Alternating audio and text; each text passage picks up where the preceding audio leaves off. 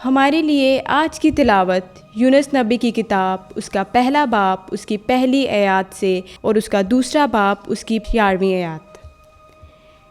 यूनुस बिन अम्ताई ने खुदावंद का कलमा पाया। उसने कहा कि उठ, शहर अजीम नैनवा को जा और उसे आगाह कर दे कि उसकी शरारत मेरे हजूर पहुंच गई। लेकिन यूनुस खुदावंद के सामने से तरशीश को भागने के ख्याल से याफा में पहुंचा और वहां एक जहाज़ पाया जो तरशीश को जाने को था। वो किराया देकर उसमें सवार हो गया ताकि खुदावंद के सामने से उनके साथ तरशीश को चला जाए। लेकिन खुदावंद ने समंदर पर तुंद हवा भेजी तो समंदर में सख्त तूफ़ान बरपा हो गया और अंदेशा था कि जहाज़ टूट जाए। तब मला हरासा हो गए और हर एक ने अपने मबूद को पुकारा और बारे जहाज़ को समंदर में डाल दिया ताकि उसे हल्का करें। लेकिन यूनुस के जहाज़ के पेंदे में उतरकर वहाँ गहरी नींद में पड़ा सो रहा था। तब नाखुदा उसके पास जाकर उससे कहने लगे कि तू कैसे नींद में गर्क है। उठ, अपने मबूद को पुकार, शायद वो मबूद हमें याद करे और हम हलाक ना हों।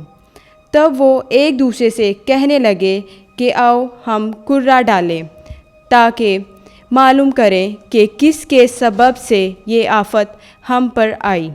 चनाचा उन्होंने कुर्रा डाला और कुर्रा यूनुस पर पड़ा। उस पर उन्होंने उनसे कहा कि हमें बता कि किसके सबब से ये आफत हम पर आई। तेरा क्या पेशा है और तू कहाँ से आया है? तेरा वतन क्या है और तू किस कौम का है? उसने उनसे कहा, मैं अबरानी हूँ और खुदावंद आसमान के खुदा बहरोबर के खालिक से डरता हूँ। तब अहले जहाज़ बशिद्दत खौफज़दा हो गए और उससे कहने लगे कि तूने ये क्या किया, क्योंकि उन्होंने जान लिया कि वो खुदावंद के सामने से भागा है, क्योंकि उसने खुद ही उन्हें बताया था। और उन्होंने उससे कहा कि हम तेरे साथ क्या करें कि समंदर हमारे लिए साकिन हो जाए, क्योंकि समंदर का जोश बढ़ता जाता था। और उसने उनसे कहा, मुझे उठाकर समंदर में फेंक दो तो समंदर तुम्हारे लिए साकिन हो जाएगा, क्योंकि मुझे यकीन है कि मेरे ही सबब से ये बड़ा तूफ़ान तुम पर आया है। तो भी अहले जहाज़ ने डांट चलाने में बड़ी मेहनत की कि किनारे पर पहुँचे, लेकिन ना पहुँच सके, क्योंकि समंदर उनके खिलाफ़ और भी ज़्यादा मौजज़न होता जाता था। तब उन्होंने खुदावंद को पुकारा और कहा कि ए खुदावंद, उस शख्स की जान के बदले हम हलाक ना हों। खूने नाहक का हमें मुजरिम ना ठहरा, क्योंकि तूने ए खुदावंद जो चाहा वो किया। तब उन्होंने यूनुस को उठाकर समंदर में डाल दिया और तलातुमे अमवाज मौकूफ़ हो गया। उस पर अहले जहाज़ बहुत डर गए। उन्होंने खुदावंद के हजूर ज़बीहा ज़िबा किया और मन्नतें मानी।